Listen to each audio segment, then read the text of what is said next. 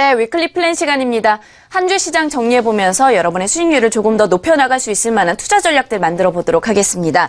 자, 시장에 해답을 주시는 분입니다. AR인베스트먼트의 하창봉 대표님과 함께 하도록 할게요. 어서 오세요. 안녕하십니까. 네, 반갑습니다. 자, 6월 시장이 좀 전개가 되었습니다. 이번 주 초에 최고치를 기록했던 코스피 지수가 숨을 고르면서 어떻게 보면 주 후반에 상승 흐름에 대해서 조금 머뭇거림이 나타났습니다. 다음 주에 속도 방지턱이 나타나지 않을까라는 예상도 있다고 하는데요. 일단은 이번 주 시장에 대해서 정리를 하고 시작을 해보도록 할게요. 네, 제가 굳이 네. 시장이 해답을 안 드려도 예, 시장이 해답을 주고 있는 것 같습니다. 사실 약간 어제 한 수요일 정도까지만 해도 목요일까지만 해도 장이 조금 쉬어가는 흐름을 보일 수 있지 않을까. 그 배경에는 일단 외국인 매수 자체가 잠깐 주춤됐기 때문이죠. 근데 하지만 오늘 밤새 미국 증시가 다시 신고가를 달렸고 또 오늘 한국 증시 같은 경우는 또 외국인 매수가 들어오다 보니까 사실 여전히 상승에 대한 트렌드는 이어간다 그렇게 볼 수 있을 것 같습니다. 6월 2주차죠. 미국 같은 경우는 사실 지금 이제 아직 FOMC는 2주 정도 남았습니다만 시장에서 바라보는 거는 금리는 거의 6월 달에 올린다. 거의 100%까지 확률이 좀 올라갔습니다.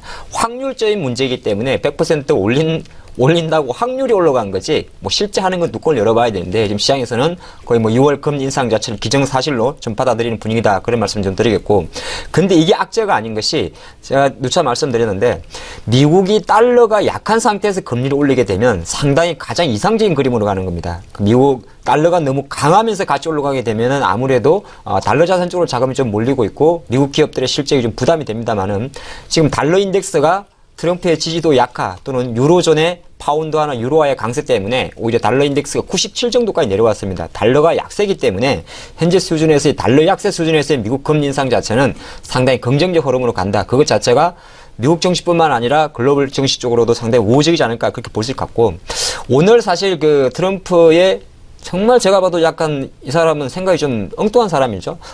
파리 기후 변화 협약을 탈퇴를 했죠. 그래서 탈퇴를 했는데 너무 지나친 미국 보호 우선주의지 않나 그런 의견도 좀 있고, 물론 이제 오늘 마치 태양광 풍력 관련주의 움직임이 그렇게 많이 반응하지는 않았습니다만은 현 흐름에서 발전된 이슈적인 차원에서 사실 미국 주도의 어떻게 보면 오바마 주도의 파리 기후 변화 협정이었는데 온실가스 배출의 규제에 관한 내용이죠. 기후변화 협약인데 이 부분 자체가 약간 탈퇴를 해가지고 정치적으로는 계속 오퍼컷을 얻어맞고 있습니다만 정신이 일단 그 부분에 대해서는 조금 내려놨다 그런 말씀 좀 드리겠고요.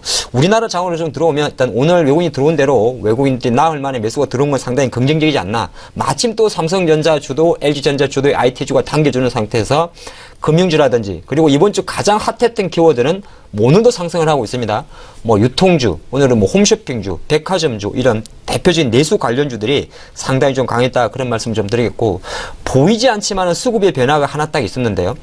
저는 5월달 국내 기관의 주도 수급을 금융투자 증권사로 보고 있었는데 왜 그랬냐면 실제로 5월 한 달 동안에 기관 중에서 가장 많은 공격적인 매수를 한 것이 금융투자였습니다. 근데 6월 접어들어서는 이틀밖에 지나지 않았습니다만은 이틀 연속 자체는 약간 매도세에 들어갔다 그렇게 볼 수 있을 것 같고, 또 여러분들이 관심이 많고 조금 더 기대감이 큰 코스닥은 최고가라는 이야기는 좀 부끄럽습니다만은 연중 신고가는 뚫었습니다. 650이라는 연중 신고가는 뚫으면서 조금 더 일부 개별주 IT라든지 바이오, 코롱 생명과학인가요? 이런 바이오주 쪽으로는 상당히 좀 매기세가 들어왔다 그렇게 볼 수 있겠습니다. 네, 코스피 현재 시각대는 2371선, 코스닥은 658선을 좀 지나고 있는 현황입니다. 다음 주 시장 일정도 챙겨봤으면 좋겠는데 일단 국내 시장은 화요일에는 휴장이고요. 또 영국의 총선도 선거도 있습니다. 여러 가지 이벤트들 함께 좀 정리해 주실까요? 네, 최근에 그 경제 지표 같은 경우는 유럽은 잘 나오고 미국은 왔다 갔다 하기 때문에 지표 스케줄은 많이 좀 떨어졌습니다. 그래서 이슈 위주로 좀 말씀을 좀 드리도록 하겠습니다. 월요일은 애플의 개발자 회의라 그러죠. 애플의 운영 체계도 공개가 되고, 또 마침 보니까 6월 29일이 아이폰 10주년입니다. 그래서 시장에서는 애플 개발자 회의 또는 애플의 아이폰 10주기가 있는 6월 29일, 그러니까 개발자 회의와 그 6월 29일 사이 이틀 중에 한 번 정도에는 아마 아이폰 8에 대한 어떤 그 스펙이 좀 공개될 수 있지 않을까 그런 이야기도 잠깐 하고 있습니다. 그렇게 되게 되면 시장에서는 어느 정도 많이 나와 있어요. 여러분들 아시겠지만은 삼성 디스플레이가 납품을 하죠. OLED를 채택을 하게 되고 듀얼 카메라는 기본이고, 약간 지금 시장에서는 LG노텍이 납품하고 있는 3D 센서 카메라까지 들어오고 있습니다. 3D 센서 카메라는 여러분들이 조금 낯설 수가 있는데요. 기존의 우리 국내 스마트폰 갤럭시도 마찬가지고 LG도 G6도 마찬가지인데 그냥 단순 듀얼이라든지 화소를 높이는 개념이 아니고 3D 센서라는 거는 하나의 3차원 3D 카메라라 보시면 좋을 것 같습니다. 그렇게 되게 되면 이게 원래 자율주행차 쪽에 좀 들어가는 카메라인데요. 이것 자체를 이제 스마트폰에 붙이게 되면 약간 좀 큰 이야기입니다만은 이 카메라를 찍었을 때 증강현실 AR 상황을 구현할 수가 있습니다. 그래서 그렇게 되게 된다면 제가 바라볼 때는 그래도 국내 LG이노텍이라든지 또 3D 카메라 센서 관련주를 할 수 있는 나무가 같은 종목들이 카메라 모듈 중에는 조금 주목받을 수 있지 않을까 조금 좁혀서 한번 생각을 해봤고요.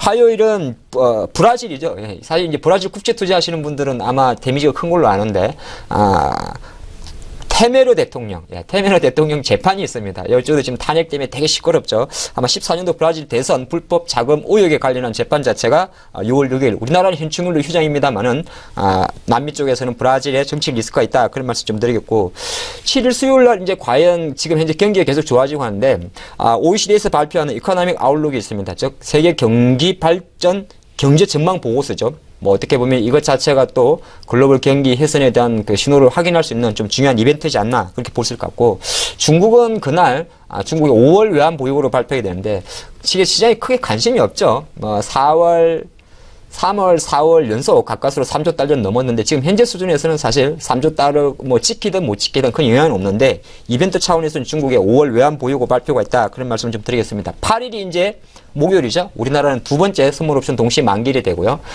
영국은 조기 총선하게 됩니다. 뭐 사실 이 부분 자체는 이미 사실 메이 총리 쪽으로 저는 기울었어요. 네, 보수당인데 왜냐하면 지난 5월에 있었던 지방선거에서 보수당이 압승을 했기 때문에 이번 총선에서도 아마 현 지도층 메이 총리의 보수당이 지금 코빈 대표가 있는 노동당을 앞서지 않나. 지금 여론조사는 한 10%포인트 정도가 앞서고 있기 때문에 아마 영국 쪽 정치 리스크도 상당히 완화되지 않겠느냐 그렇게 볼 수 있을 것 같고요. 금요일은 이게 있습니다. 지금 많은 종목들이 이미 선반영된 게 많은데요. 오늘 삼성 넷마블 게임즈 같은 경우도 16만 원대까지 올라간 이유가 우리나라는 정기 변경이 있는데 그게 동시 만기 다음 날입니다. 그래서 6월 9일 날 한국 코스피 200 정기 변경 한 10개 정도 종목이었죠. 뭐 녹십자 홀딩스, AK 홀딩스, 뭐 GS건설, 넷마블 게임즈, 뭐 삼성 바이오로직스 이런 종목들이 정기 편입이 된다. 그리 말씀드리겠습니다. 네, 마지막으로 위클리 업종 살펴보도록 하겠습니다. 다음 주에 어떠한 업종에 우리가 좀 주력을 해보면 좋을까요? 지수 네. 전망은 안 하려고요. 이게 뭐 지수 전망한다고 제가 하면 되겠습니까? 네. 지수가 또 그런 것도 있습니다, 여러분. 뭐 타생하시는 분들이 이제 짧은 흐름에 선물을 매수할 수도 있고 콜 매도를 할 수도 있습니다만 주식 하시는 분들은 사실 지금 코스피 지수의 상승에는 크게 뭐 어디까지 간다 이런 걸 논할 건 아닌 것 같습니다. 지금 현재 상당히 양호한 상태이기 때문에 외국인들이 계속적인 매수가 들어오고 있고 또 최근엔 그런 이야기도 많이 하죠. 원화가 워낙 강하기 때문에 외국인이 주식을 사는 것도 맞긴 맞습니다만은 다른 한편으로는 시각의 차이인데 외국인이 원화를 산다 이런 이야기도 하고 있다는 거죠. 그 말은 무슨 말이냐면 지금 환율이 한 1120원 조금 초반 왔다 갔다 하고 있는데 원화가 강하다면 외국인 순매수는 지속될 수 있는 가능성을 좀 열어둔다 그런 말씀 드리겠고요. 코스닥은 코스닥도 사실 저는 지수를 가늠하지는 않습니다만은 그래도 연중 고점이라 할 수 있는 650선을 넘었었기 때문에 표면적으로 보이는 수급은 개인만 사고 있습니다. 어제 오늘도 보면. 하지만은 실제로 시장 흐름은 상승을 하기 때문에 우상향을 좀 열어두고요. 섹터는 제가 지난주에도 똑같은 말씀을 드렸어요. 지난주에도 고환율, 저유가, 내수회복, 항공주 말씀을 좀 드렸었는데 다음 주도 아마 계속 갈 것 같습니다. 한진칼이라든지 제주항공 같은 종목들 계속 좀 관심 가지시고 올레드 주는 지금 약간 이제 코스닥이 올라오다 보니까 약간 사실 최근에 OLED 관련주는 SF라든지 득산 네오룩스라든지 큰 주식만 움직였었는데 약간 다음 주 같은 경우는 오늘 조금 움직임이 있었어요. EST라든지 HB 테크놀로지, 아바코 오늘 조금 움직임 있는 약간 소외받았던 OLED 주류가 좀 움직일 수 있지 않을까 그렇게 보면서 다음 주도 역시나 내수주는 항공주, 여행, 유통주가 가는 것이고 IT 종목들은 계속 올레드 반도체가 맞긴 맞는데 약간 소외받았던 반도체나 OLED 주식들도 조금 주목을 받지 않겠느냐 그렇게 볼 수 있겠습니다.